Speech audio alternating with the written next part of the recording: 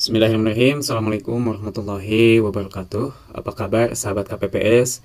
Sekitar 10 hari lagi kita akan melaksanakan pemungutan suara dan penghitungan suara di TPS, yaitu pemilu pada tanggal 14 Februari 2024. Mudah-mudahan dalam keadaan lancar dan diberikan kesehatan terutama untuk seluruh anggota KPPS di Indonesia.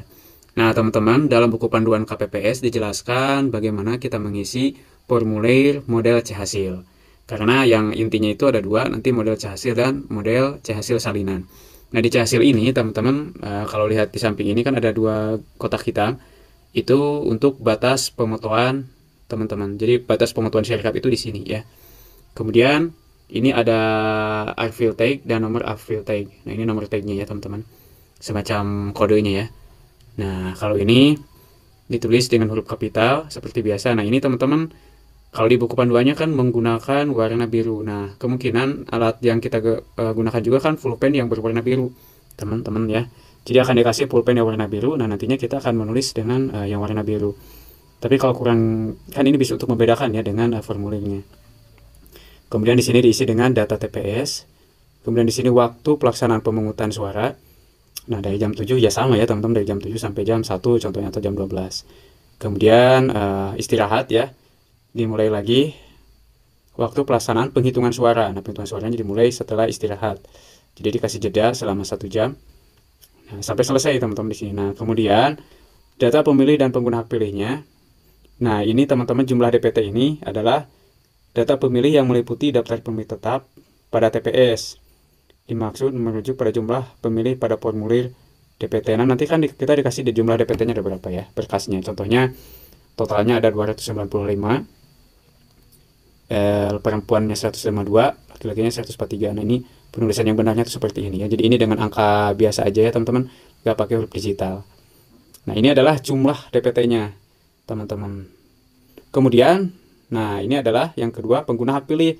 Pengguna hak pilih itu adalah yang menggunakan surat suara. Jadi yang hadir mencoblos.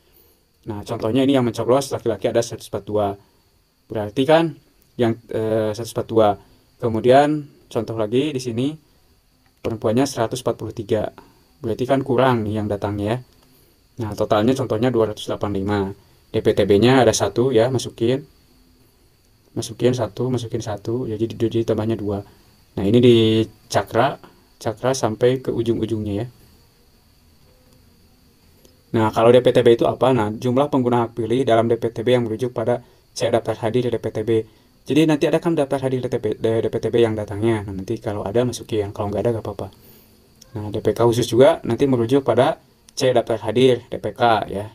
Kalau nggak ada, contohnya laki-lakinya nggak ada, dicoret. Ada 1 dimasukin. Nah, ini nanti jumlahnya adalah 288 yang menggunakan hak suara. Kalau jumlah DPT-nya 295 yang menggunakan suara 288. Contohnya kalau yang datang hadir semuanya, ya pasti ini bakal masuk semuanya ya jumlahnya. Nah, nanti jumlah ini itu harus sama, teman-teman, dengan ini. Jumlah suara yang digunakan, ya. Nah, jadi jumlah pengguna hak pilih dengan jumlah suara yang digunakan pasti sama, ya. Karena tidak mungkin yang nyoblosnya 288, sedangkan suara-suara yang digunakan 287. Nah, satu lagi kemana? Nah, gitu ya, nggak mungkin, ya. Itu, teman-teman. Nah, nanti ini jumlah suara-suara yang diterima itu contohnya 301. Berarti kan lebih dari DPT.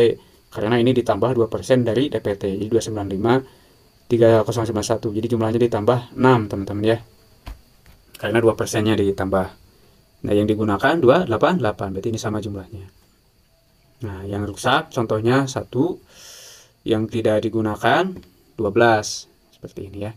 Yang penting jumlah ini, surat-surat yang digunakan harus seimbang dengan jumlah pengguna hak pilih. Oke, seperti itu. Jelas sekali ya. Dan penulisannya juga kayak gini. Nah, ini dicoret, ini pakai angka biasa aja ya. Kemudian nanti data pemilih disabilitas masukin aja, teman-teman.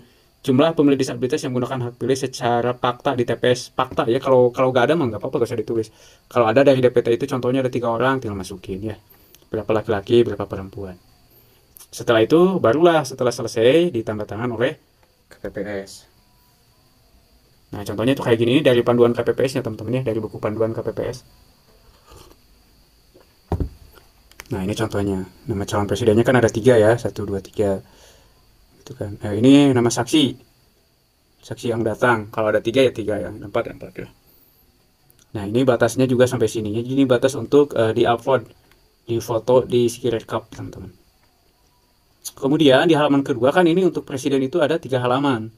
Nah, di halaman kedua, teman-teman ya, ya, ini juga sama, petunjuknya sama. Nah, pengisiannya itu kayak gini. Contohnya data rincian dari ini kan diambil dari data cek pleno. Jadi dimasukin ke sini ya. Set, set, set, set, masuk hasil model hasilnya ya. Kemudian di sini nanti dikasih X. Nah, ini angkanya angka digital tuh kayak gini. Dan ini nanti dibulatin pakai warna biru. Karena kenapa warna biru, teman-teman? Karena kan nanti logistik yang dikasih itu pulpennya berwarna biru, teman-teman. Kalau nggak salah di BMT kemarin warnanya biru. Nah, pengisiannya sama kayak gini ya. Jumlah tiap baris 60, di bawahnya ada 11, masukin angka 11. Yang nggak ada angkanya ditulis huruf Z, ini juga huruf Z. Kemudian nanti dibulatin ya, kayak kita sedang ujian di era 90-an ini.